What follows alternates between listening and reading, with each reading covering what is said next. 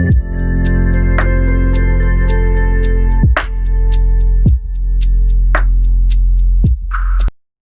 teman-teman, perkenalkan saya Sugiyati Rahayu, mahasiswa semester 3 dari program studi kimia di Universitas Muhammadiyah Kota Sukabumi. Di sini saya juga sebagai Duta Literasi UMI tahun 2020. Assalamualaikum warahmatullahi wabarakatuh. Hai teman-teman, sekarang kita sudah kedatangan narasumber dengan Ibu Sri Wahyuni dari Wakil Rektor 1 Universitas Muhammadiyah Kota Sukabumi. Ibu, bagaimana kabarnya? Alhamdulillah baik. Alhamdulillah. Nah Ibu, sekarang itu aktivitas yang sedang Ibu lakukan sehari-hari itu apa Ibu? Ya, aktivitas saya sehari-hari sesuai dengan tugasnya ya. Di UMI itu ya saya dosen. Ketika masuk jadwal pembelajaran, melaksanakan pembelajaran, dan karena ada tugas tambahan sebagai Wakil Rektor 1 bidang akademik dan akreditasi, tentu juga menjalankan program kerja di bidang tersebut. Ibu kan suka membaca. Ya. Apakah ada pengalaman menarik yang membuat Ibu itu sekarang jadi sangat suka membaca? Pengalaman menariknya adalah sebetulnya dari kecil. Jadi waktu saya masih sekitar usia 4 tahun itu, kebetulan depan rumah saya itu sekolah SD dan anak-anak belajar baca, sehingga sering terdengar orang yang belajar baca yang kesulitan dan sebagainya, dan saya suka ngintip ya ke kelasnya. Nah dari situ saya jadi bisa belajar baca sendiri. Jadi termotivasi. Ya, termotivasinya ingin memahami apa sih yang sulit itu saat belajar baca, dan akhirnya saya di usia di bawah 5 tahun sudah bisa baca. Dan sekali Ibu, kalau untuk budaya baca sendiri, menurut Ibu di Indonesia itu seperti apa? Ini pendapat saya ya. Kalau secara rankingnya sih kan kita sudah tahu bahwa minat baca kita rendah ya. Ranking 2 dari bawah, di atas Botswana ya, negara Botswana di Afrika sana.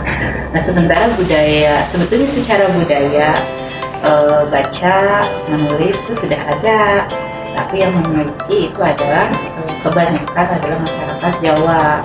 Nah karena kita ada di Sunda dan kita ada budaya Sunda itu, ke arah tulisan membaca itu agak kurang, lebih kepada dongeng.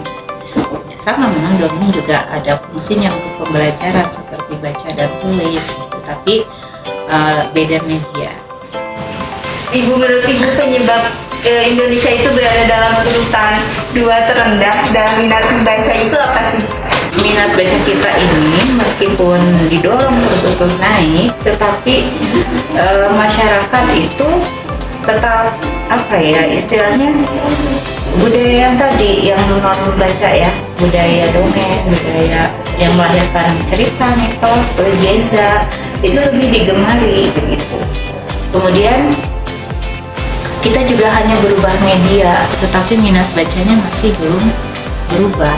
Jadi kalau dulu dari dongeng, kemudian pindah ke mungkin radio ya, kemudian ada televisi, atau sekarang ada YouTube yang dicari. Kalau misalkan kita cek ya di YouTube, konten-konten yang menarik itu adalah bukan yang berisi pembelajaran, tapi lebih banyak konten yang sifatnya ya senang-senang aja, gitu. Senang-senang, prank dan sebagainya. Sementara konten-konten yang memberikan manfaat, memberikan pembelajaran, ada analisis dan sebagainya itu cenderung sedikit. Yang diminati ya kurang diminati. Itu sudah menunjukkan bahwa walaupun kita kayaknya sudah masuk zaman milenial yang 4.0 ya, yang revolusi industri gitu, 4.0, tapi sebetulnya kita belum, manusianya itu belum ke 4.0, belum menjadi manusia digital kita sebetulnya, tapi masih mungkin 1.0 atau 2.0. Jadi revolusi industri masih generasi kedua, masih tertinggal. Itu yang salah satunya yang ditentukan dari faktor minat baca. Untuk membaca sendiri kan, apalagi membaca buku pelajaran itu rasanya sangat malas ya. Ibu ada tips-tips nggak untuk Untuk masalah membaca buku pelajaran, itu berbeda sebetulnya antara membaca buku pelajaran dengan membaca belajar dalam hal belajar. Jadi kita itu kebanyakan dari kita ketika sudah sekolah merasa apa yang dibaca itu sudah merupakan pengetahuan, padahal itu hanya sebagian kecil saja. Dan kita membaca bukan mengarah kepada apa yang kita ingin tahu. Membaca tanpa tujuan, harusnya membaca ada tujuannya. Kemudian kita mengarah ke sana, bacaannya dipilih begitu. Nah kemudian kita membentuk pengetahuan itu sendiri untuk diri kita, untuk kebutuhan kita, apa yang hendak kita ketahui, kita pahami gitu. Nah sementara kalau membaca karena tugas sekolah itu kan dibatasi dengan apa yang diperintahkan oleh guru atau yang ditugaskan oleh dosen. Padahal yang namanya belajar itu sebetulnya intinya membaca apa yang tadi terarah, dan kita jangan membatasi hanya di satu bidang ilmu. Kita kuliah di jurusan apa, bacanya itu saja. Nah, itu kan artinya kita belum komprehensif belajarnya, karena banyak bidangnya. Zaman sekarang apalagi di zaman milenial itu butuh pengetahuan yang lintas bidang. Harusnya pelajar sekarang itu baca itu dengan bahan-bahan yang lintas bidang membentuk pengetahuan. Baik Ibu. Berarti untuk tipsnya itu kita harus tahu dulu tujuan membacanya apa. Iya, tujuan membaca bukan karena tugas guru, Ya. bukan karena tugas dosen, tapi kita butuh, kita perlu, dan kita mau memahami itu. Harus ada dorongan dari diri Iya, sendiri. jadi kuncinya belajar sebetulnya baca. Kalau mahasiswa atau siswa nggak mau baca, dia tidak dapat apa-apa kecuali dia hanya kuliah saja. Gitu tujuannya. Baik. Apakah ada motivasi atau pesan untuk para remaja tentang literasi? Jadi kalau motivasi sih sebetulnya mungkin nggak berbeda ya, generasi muda yang dulu dengan yang sekarang itu hanya ada perkembangan dari sisi media yang berubah atau bertambah. Yang dulu misalkan orang ingin memahami sesuatu harus pergi ke perpus secara fisik ya, atau beli buku kalau punya uang ya gitu. Tapi sekarang kan ke perpus bisa online, baca buku tidak harus berbentuk fisik gitu. Tetapi di antara semua kemudahan itu, misalkan sumber belajar kita dari video bisa kan, dari audio itu kan ada juga gitu. Ini kita butuh. Kemudian jadi sebetulnya sumbernya sangat banyak, tinggal kitanya yang ya punya keinginan dan pandai memilih. Seperti disediakan makanan yang beragam ya, pernah ke rumah makan Padang? Nah, Ada yang pernah disuguhi satu meja ya, ya, apakah semuanya dimakan? Tidak. Memilihnya itu dasarnya apa? Ada alasannya kan? Nah sama membaca juga, disediakan banyak bahan bacaan di berbagai bentuk. Kita memilih adalah sesuai dengan arah yang ingin kita bentuk, pengetahuan apa yang ingin kita bentuk gitu.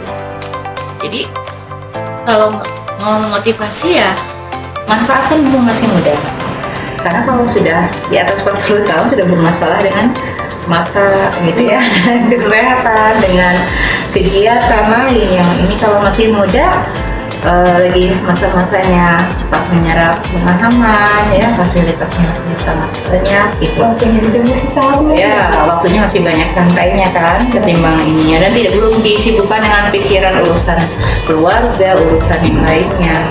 Itu hanya fokus belajar. Nah, ketika dikasih waktu dari SD, dari TK, SD, SMP, SMA, kuliah disuruh belajar ya manfaatkan waktu itu, jangan sampai menjadi sia-sia.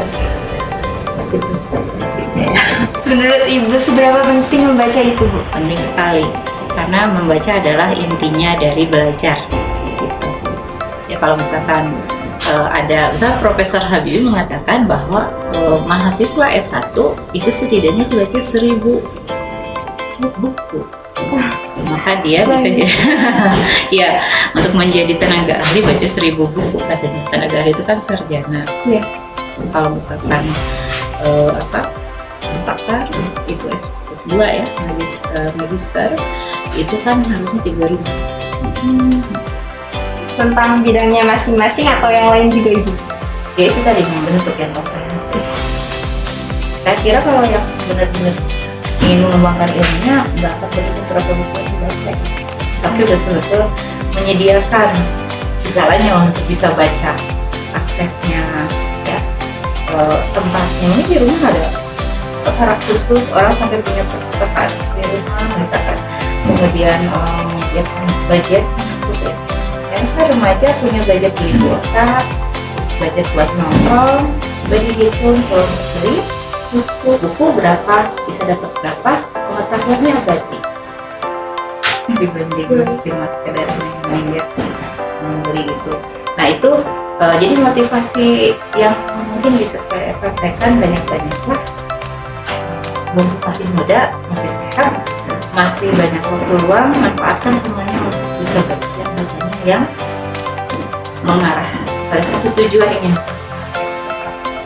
Baik teman-teman, sepertinya sudah cukup wawancara kali ini. Meskipun banyak sekali yang masih ingin ditanyakan, tapi berhubung Ibu juga sangat sibuk, terima kasih banyak Ibu atas waktunya. Semoga remaja-remaja di luaran sana bisa termotivasi untuk terus budayakan membaca agar budaya membaca di Indonesia itu bisa naik, tidak menjadi 2 terendah lagi di dunia. Terima kasih banyak Ibu. Assalamualaikum warahmatullahi wabarakatuh.